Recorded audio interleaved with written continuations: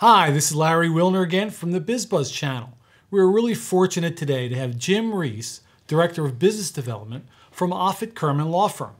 Jim and I do a lot of networking together. I see him everywhere, so we're really happy to have him in the studio because I know he has a lot to offer. So Jim, welcome. Thank you. And why don't you give us just a little bit of your past, your history, what brought you to the present a little bit. Thank you for asking. So right out of college, I took about a whole week off and started working for my family's business. The business was D. Myers & Sons Incorporated. We were importers and distributors of women's footwear. Huh. And worked there for 31 years. And we closed up in August 2009 after 99 years in business. Can I ask real quick? I mean, what brought that on? Was it just the industry as a whole, the economy? A combination of factors. Combination of factors. The industry was consolidating.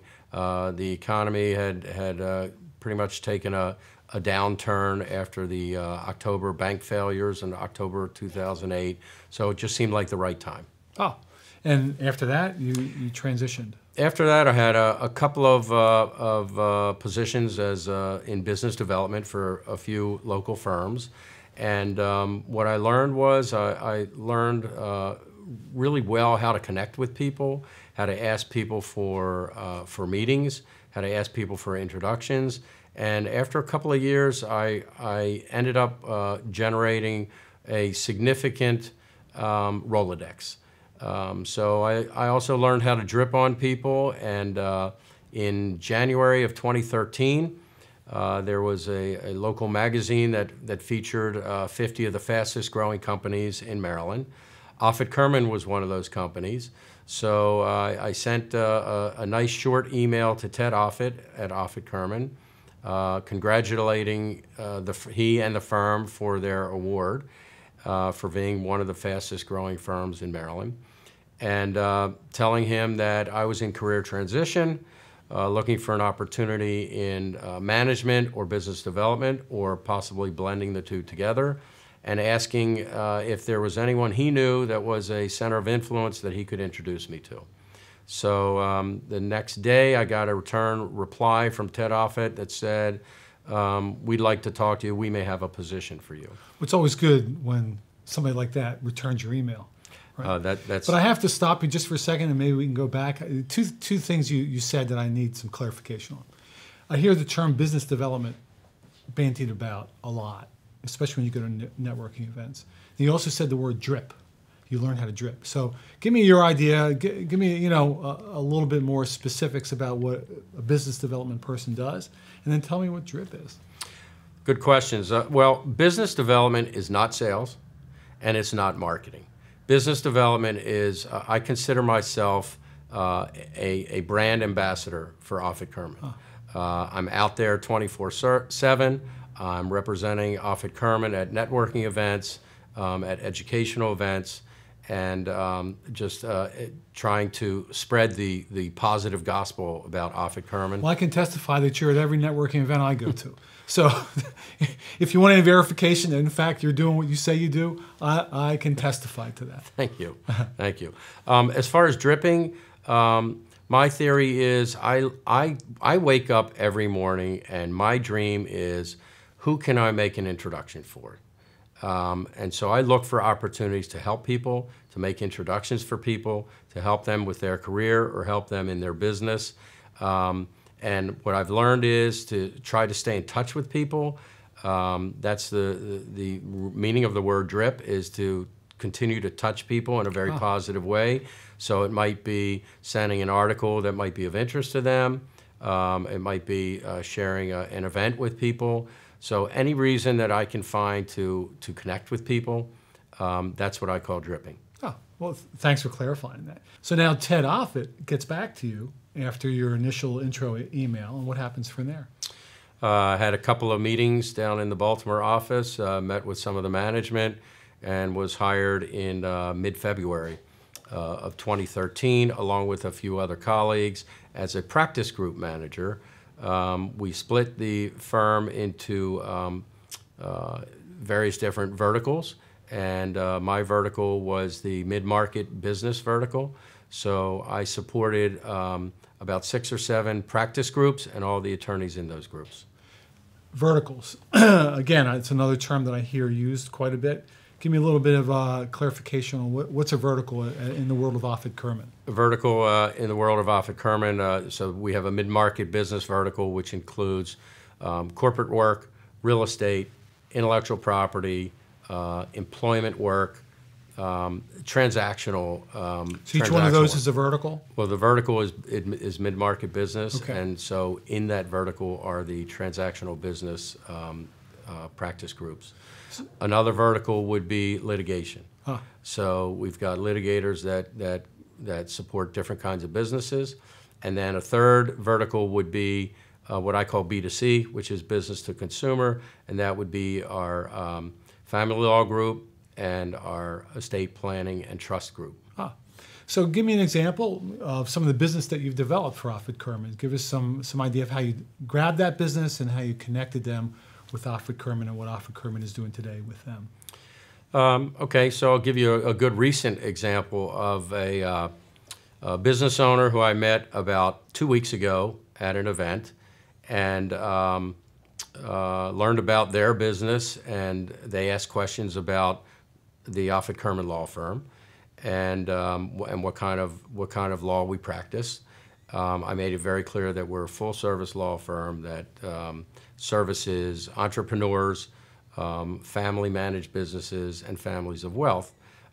Their company is entrepreneurial, and a couple of days later, I got an email from this particular business owner asking me a couple of questions about some needs that they had, and asking if that sounded like work we could do for them. And the answer in this case was yes. And so we've had a phone call since then with an attorney on the line. We've had an in-person meeting with an attorney on the line, and we'll engage and I'm sure help the business owner greatly. Oh, it's terrific. Well, that's a great example. Give me some idea of what some of Offit-Kurman's specialties are. There are specific areas of the law that they function more times than not, and where their expertise is. So we're getting a lot of play now on a particular practice group that I like to talk about because it always raises eyebrows, and that is we are one of the few law firms in the Mid-Atlantic that has a dedicated cannabis practice group. Cannabis practice, of course. Why not? That's right. Why not? Ride that wave, right? That's right. We're riding the wave. But truthfully, that came about in a very natural way, where the state of Maryland passed a law for medical cannabis a couple of years ago, and a few of our attorneys fielded phone calls from clients saying, hey, we understand there's going to be opportunities for us, maybe on the investment end, or as might be an HVAC service provider, sure. Or a testing lab, and they knew there were opportunities. So those couple of attorneys went to the management committee and said, we think there's opportunities, and management committee said, well, go out and do some research and come back to us, and they did, and we became a dedicated practice group within the firm, something that we don't hide it, we advertise it. As a result, we've got clients who are licensees, growers, processors, dispensaries, and ancillary companies like the HVAC contractors, electrical contractors, security providers, sure. Lab testing companies, et cetera. Well, I know you pretty well because we see each other at networking events all the time. I'm just curious what your experience has been for working with Offit-Kurman on a personal level. Obviously, you came from the shoe industry. Now you're working in the legal industry. What's that like for you? It's really been fantastic for me.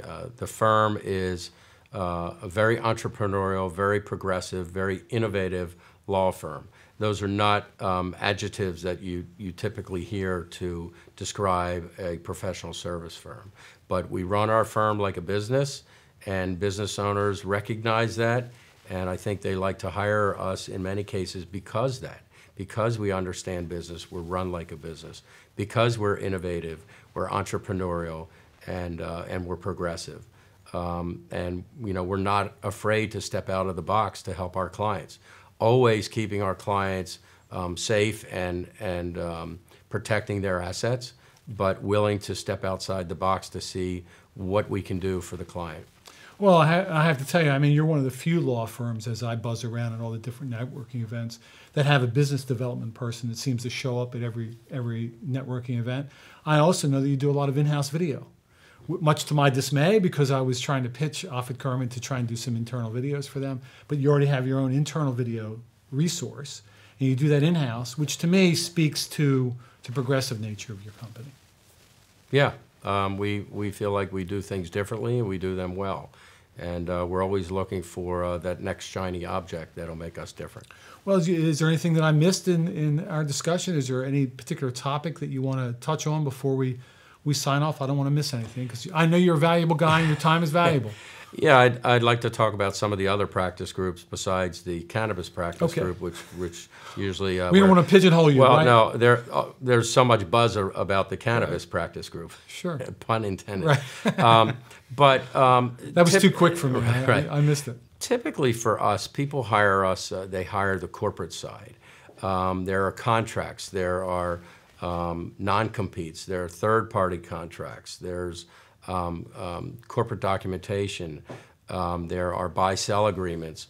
All of these documents that business owners have to have, and they've got to be buttoned up, and they've got to be reviewed fairly regularly. In today's world, where somewhere like 10,000 baby boomers are retiring every day, there's a tremendous amount of businesses in transition, and that results in M&A work, which is mergers and acquisitions. It's all got to be documented. You've got to have good attorneys that are capable of handling those kinds of transactions. So there's a lot of that work coming our way now. There's always employment issues, because any business owner would tell you that what keeps them up at night are their employees. There's always issues with employees. All of our clients have office space that they either rent or they own. So there's real estate sales, purchases, and lease reviews that we do. Intellectual property is often not thought of, but for many of these entrepreneurs, especially in the tech space, their assets are typically tied up in their intellectual property. Sure. It's got to be protected, otherwise they're out of business. So it's obviously a wide range of services that you offer. Wide range. Give me, and we've kind of touched on it a little bit, what do you think the differentiator is for Offit-Kurman versus other law firms? If you were on a football field, what makes you different? Why are you going to win that game? Because we think like entrepreneurs, and we are entrepreneurs serving other entrepreneurs, and the clients that we serve, they recognize that, and they enjoy doing business with us. Well, it's certainly said it all. I don't think we've left anything out at this point, right? So I just want to thank you for coming in. I want to thank everybody for joining us today on the Bizz Buzz Channel. Please subscribe. You can subscribe on the channel if you like, or email us. We'd be glad to talk to you over the phone. And again, thanks again for Jim Ries, Director of Business and Development at Offit-Kurman, for joining us today. Thank you for having me.